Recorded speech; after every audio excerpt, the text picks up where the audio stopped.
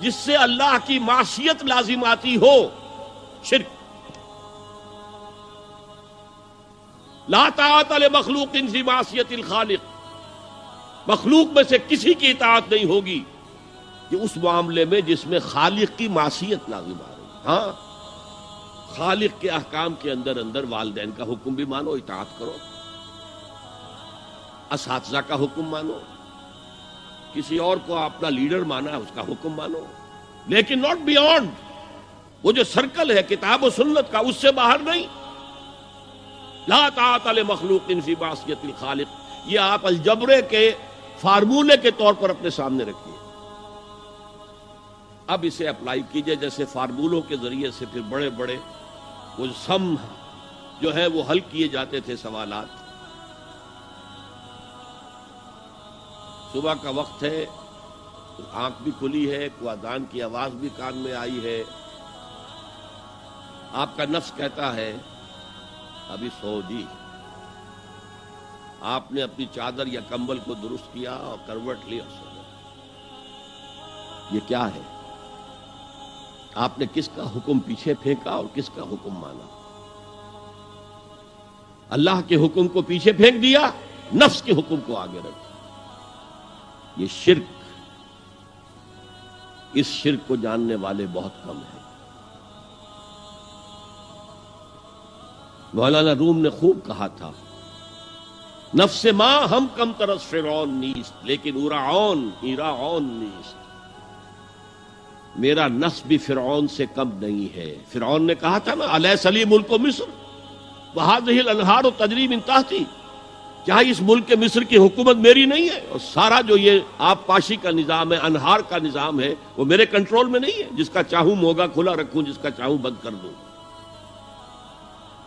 یہ تھا خدائی کا دعویٰ، انا ربکم الاعلی۔ تو مولانا روم کہتے ہیں میرا نفس بھی اس سے کمتر نہیں ہے۔ وہ کہتا یہ جسم میرا ہے، اس پر میرا حکم چلے گا، میں نہیں جانتا کون اللہ کون رسول، کیا حرام کیا حلال۔ تو فرعون سے کم تو نہیں ہے میرا نفس، لیکن ایراعون اس کی بہت مدد تھی، فوج تھی، لاؤ لشکر تھا، تو اس نے زبان سے بھی کہہ دیا کھل کر انا ربکم الاعلی۔ میں مسکین ہوں، غریب ہوں، میرے پاس کوئی طاقت نہیں ہے، میں زبان سے تو کچھ نہیں کہہ سکتا، اندر سے میرا نفس یہی کہتا۔ یہ نفس کی حکومت قرآن کہتا ہے، میں حیران ہوتا ہوں، دو جگہ یہ مضمون آیا ہے، ارأیت من اتخذ الہہ ہواہ افانت تکون علیہ وکیلا۔ اے نبی، تم نے دیکھا اس شخص کو، اس کے حال پر غور کیا جس نے اپنی خواہش نفس کو اپنا الہ بنا لیا ہے۔ اللہ اکبر، الہ، لا الہ الا اللہ، کلمہ توحید کا مرکزی لفظ یہاں آ رہا ہے، من اتخذ الہہ ہواہ، جس نے اپنی خواہش نفس کو اپنا معبود بنا لیا، الہ بنا لیا۔ افانت تکون علیہ وکیلا، کیا آپ ایسے شخص کی کوئی ذمہ داری لے سکتے ہیں؟ سود حرام ہوا کرے جی، حرام ورام، ہمارا دھندا جو ہے وہ آگے بڑھ نہیں سکتا، تو اللہ کے حکم کو پیچھے ڈالا، نفس کے تقاضے کو آگے رکھا۔ کون معبود ہے آپ کا؟ نام عبداللہ رکھیے، نام عبد الرحمن رکھیے، ہے عبد النفس، نفس کے بندے، نفس کے غلام۔ یہ میں نے یوں سمجھئے کہ جیسے میں نے ہجرت اور جہاد کی ڈیفینیشنز کی تھی۔ ہجرت کا بیس کیا ہے؟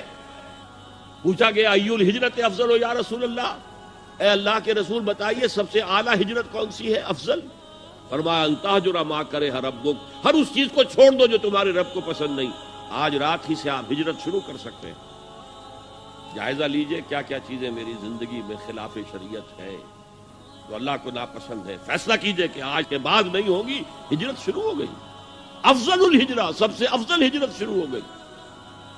لیکن ٹاپ پر لے جائیے تو یہ ہجرت جب اللہ کے دین کو قائم کرنے کی جدوجہد اس مرحلے پر آ جائے کہ اب باطل کے ساتھ ٹکراؤ ہے، اور اب چاہیے کہ ساری قوت ایک مرکز پر جمع ہو جائے، ہجرت فرض کر دی گئی، وہ ہجرت گھر بار چھوڑ کر، اہل و عیال کو چھوڑ کر، اور مکے کے بھیڑیوں کے رحم و کرم پر چھوڑ کر اپنے گھر والوں کو جو لوگ ہجرت کر کے آئے، حکم تھا، ہجرت مدینہ فرض تھی، ہجرت حبشہ فرض نہیں تھی، صرف اجازت تھی کہ جن سے سختیاں نہیں جھیلی جا رہی مزید وہ چلے جائیں۔